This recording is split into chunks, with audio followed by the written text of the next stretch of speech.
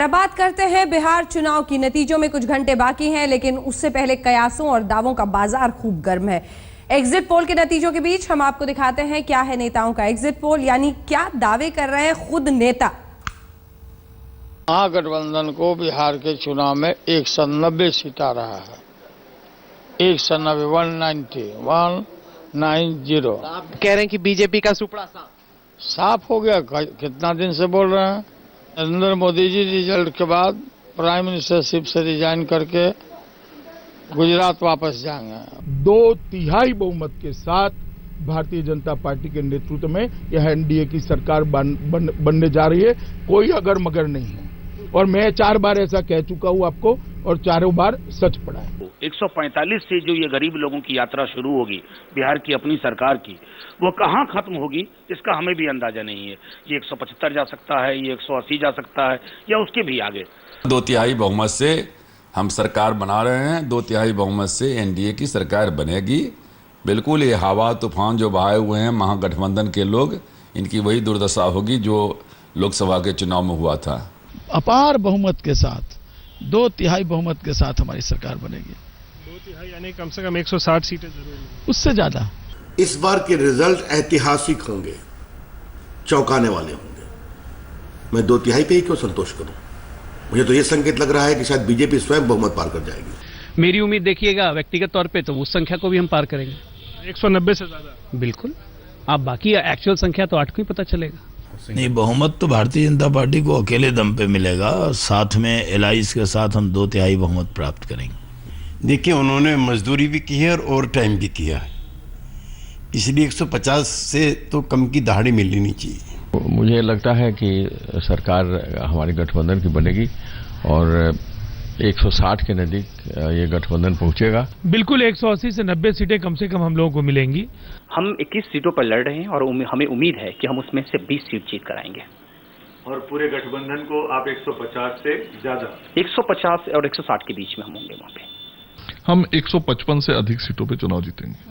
और महागठबंधन बाकी जो सीटें बचेंगी उसमें तीसरा विकल्प बहुत कम है। अन्य लोगों को बहुत कम सीटें, 5-7 सीटें आएंगी, कोई दल हो या निर्दलीय हो। हमारे मुताबिक लगातार जो हमें जन समर्थन मिलता रहा है, यह सभी ओपिनियन पोल को झुठला देगी। हम 2/3 बहुमत से बिहार में विजय हासिल करेंगे। एज ए पीसीसी प्रेसिडेंट हम जहां जहां गए और जहां जहां लोगों का रुझान देखे, उससे हमको लगता है कि महागठबंधन को लैंडस्लाइड विक्ट्री होगी। हम 150 प्लस।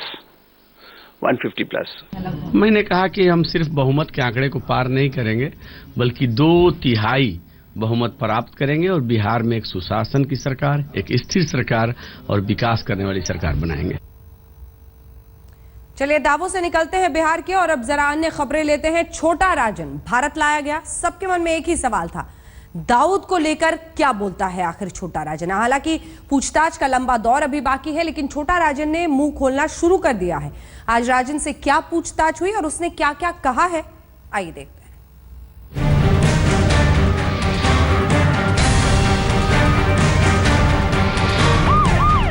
अंडरवर्ल्ड डॉन छोटा राजन अब दिल्ली में है और उस पर जांच एजेंसियों के अधिकारी सवालों की बमबारी कर रहे हैं। सीबीआई मुख्यालय में रखे गए छोटा राजन के साथ हालांकि ज्यादातर बातचीत अनौपचारिक हो रही है, लेकिन सूत्र बताते हैं कि आईबी से लेकर रॉ तक छोटे डॉन के पेट से दाऊद के राज उगलवाने में जुट गई। सारा केसेस जो है सीबीआई के हाथ में ट्रांसफर हो गया, तो उसमें हम लोग बयानबाजी उसको खुलासा करेंगे, क्या क्या करने जा रहा है ये सबको बताएंगे, तो वो केस में हैम्पर होगा, इसलिए उसको स्मूथली आगे चलने देना चाहिए। जांच एजेंसी के अधिकारी छोटा राजन से सबसे पहले शायद ये जानना चाहते थे कि मुंबई पुलिस के वो कौन से अफसर हैं जो दाऊद के लिए काम करते हैं। वो कौन पुलिस अफसर हैं जो दाऊद और अनीस के बेहद करीब हैं। जांच एजेंसियों ने ये जानने की भी कोशिश की कि क्या छोटा राजन इंडोनेशिया में दिए जवाब पर अब भी कायम है। सूत्रों के मुताबिक इन सवालों के जवाब में छोटा राजन ने कहा कि हाँ, वो इंडोनेशिया में दिए बयान पर कायम है। इंडिया जाएंगे आप? बॉम्बे पुलिस ने मेरे पर बहुत अत्याचार किया है, तो दिल्ली सरकार शुड भी वो नजरिया से देखते हुए मेरे साथ न्याय करे। अन्याय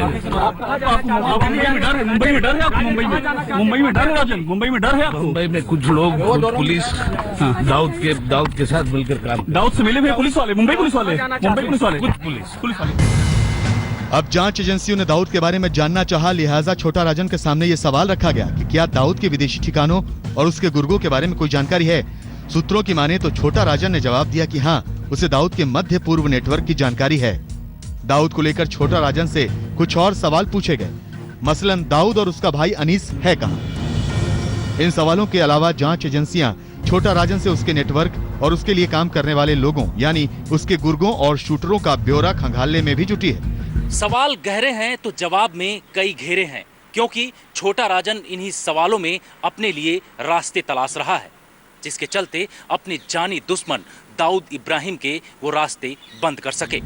इस बीच अभी तक फैसला नहीं हो पाया है कि छोटा राजन दिल्ली में कब तक रहेगा और उसे मुंबई कब ले जाया जाएगा। दिल्ली से शिवेंद्र श्रीवास्तव और जितेंद्र बहादुर सिंह के साथ आज तक ब्यूरो।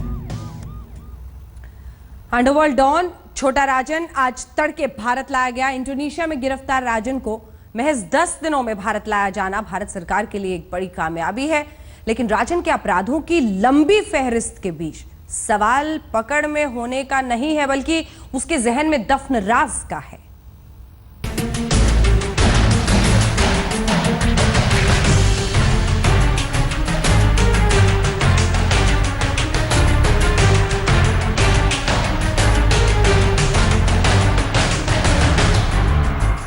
पूरे 27 साल बाद छोटा राजन पर जांच एजेंसियों ने बड़ा शिकंजा कसा। भारत की जमीन पर उसके गुनाहों के हिसाब किताब की कवायद शुरू हुई। राजन की गिरफ्तारी करीब 12 दिनों पहले इंडोनेशिया के बाली में हुई थी। भारतीय एजेंसियां 10 दिनों के भीतर छोटा डॉन को बाली से दिल्ली लाने में कामयाब हो गई। उस वक्त घड़ी की सुइयां सुबह के करीब 5:30 बजे का वक्त बता रही थी जब छोटा राजन को लेकर जांच एजेंसियों की स्पेशल टीम विशेष विमान से दिल्ली के पालम टेक्निकल एरिया में पहुंची। मीडिया को झांसा देने के लिए एजेंसियों ने छोटा राजन के हमशक्ल का भी इंतजाम कर रखा था, लेकिन असली छोटा राजन भला किसकी आंखों से बच सकता था। जांच एजेंसियां डॉन को लेकर मिनटों में सीबीआई मुख्यालय पहुंच गईं, जहां सुरक्षा के कड़े इंतजाम किए गए थे। पहले घेरे में दिल्ली पुलिस, दूसरे घेरे में सीआईएसएफ के जवान और तीसरे घेरे में सीआईएसएफ के करीब 50 स्पेशल कमांडो। छोटा राजन फिलहाल सीबीआई मुख्यालय में है और कई एजेंसियां उससे वो राज उगलवाने में लगी हैं जिसकी मदद से दाऊद पर शिकंजा कसा जा सकता है, क्योंकि भारत सरकार कई बार साफ कर चुकी है कि डी कंपनी के सरगना की गिरफ्तारी जल्द होगी। ये शायद छोटा राजन की मदद से दाऊद तक पहुंचने का मंसूबा ही है कि अंडरवर्ल्ड के छोटे डॉन को भारत लाने में सरकार और जांच एजेंसियों ने तेजी दिखाई। छोटा राजन इंडोनेशिया में गिरफ्तार हुआ तो एक और अंडरवर्ल्ड डॉन अबू सलेम को पुर्तगाल की राजधानी लिस्बन में गिरफ्तार किया गया था। छोटा राजन को महज 12 दिनों में भारत डिपोर्ट किया गया तो अबू सलेम को पुर्तगाल से भारत लाने में करीब 3 साल बाद कामयाबी मिली थी। छोटा राजन 25 अक्टूबर को गिरफ्तार हुआ और 6 नवंबर को भारत पहुंच गया। वहीं अबू सलेम 20 सितंबर 2002 को गिरफ्तार हुआ, जबकि उसे भारत लाने में 11 नवंबर 2005 को कामयाबी मिली थी। दिलचस्प यह है कि इंडोनेशिया और पुर्तगाल दोनों की भारत के साथ कोई प्रत्यर्पण संधि नहीं है। सिर्फ छोटा राजन और अबू सलेम नहीं, कई ऐसे अपराधी हैं जो विदेश में पकड़े गए और फिर उन्हें भारत लाया गया। यासीन भटकल, इंडियन मुजाहिदीन के संस्थापक आतंकी की गिरफ्तारी 2013 में नेपाल में हुई थी। दाऊद इब्राहिम के भाई इकबाल की गिरफ्तारी 2003 में यूएई में हुई थी। 1993 मुंबई ब्लास्ट का आरोपी एजाज पठान 2003 में यूएई में धरा गया था। छोटा राजन भी विदेशी जमीन से भारत की धरती पर आ गया है। अब इंतजार है उस दिन का जब अंडरवर्ल्ड डॉन दाऊद इब्राहिम को लाया जाएगा। अरविंद ओझा और शिवेंद्र श्रीवास्तव के साथ आज तक ब्यूरो।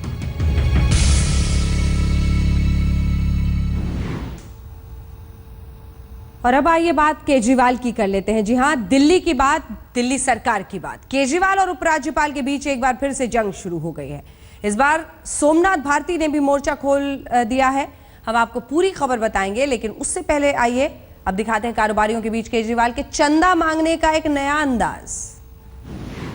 मैं आप लोगों को बता दूं कि वैट इस बार जितना दोगे उसका भी धर्म लगेगा।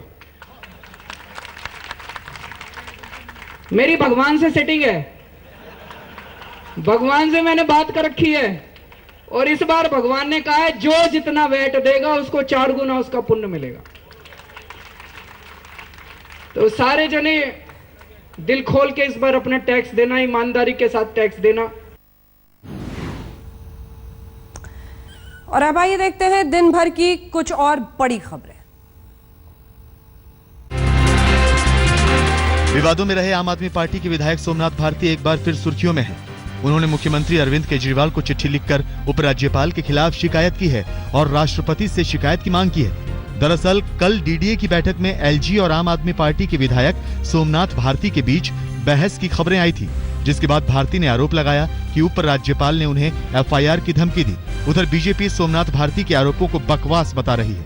जो व्यवस्था का इतना बड़ा दुरुपयोग आज खुल के सामने आया कि एफआईआर का उपयोग, जेल का उपयोग, चूंकि दोनों आपके हाथ में है, आप आम आदमी पार्टी के नेताओं की बोलती बंद करने चाहते हैं। मीटिंग और सरकार की चीजें कायदे कानून से चलती हैं, किसी की पर्सनल विम्स एंड फैंसीज से नहीं चलती हैं। और वो मीटिंग को डिस्टर्ब करना चाहते थे, लेफ्टिनेंट गवर्नर ने उनको डिस्टर्ब नहीं करने दिया। सोमनाथ के आरोपों के बाद दिल्ली के मुख्यमंत्री अरविंद केजरीवाल ने उपराज्यपाल नजीब जंग पर हमला बोला। केजरीवाल ने ट्वीट किया कि अगर कोई विधायक स्कूल की जमीन को सियासी पार्टी को दिए जाने का विरोध करे तो क्या उपराज्यपाल को एफआईआर की धमकी देनी चाहिए? देखने वाली बात होगी कि विवाद कितना आगे बढ़ता है।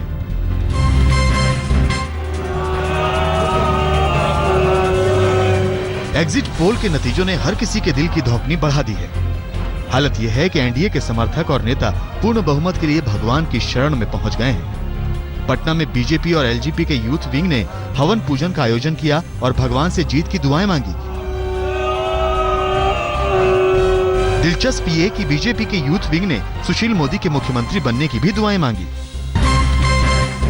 कांग्रेस और इसी के साथ हम रुक रहे हैं खबरदार में एक छोटे से ब्रेक के लिए, फौरन लौट रहे हैं और जब लौटेंगे तो आपको बताएंगे कौन है आज के सोने के सिक्के का विजेता और क्या है आज का सवाल। देखते रहिए आज तक।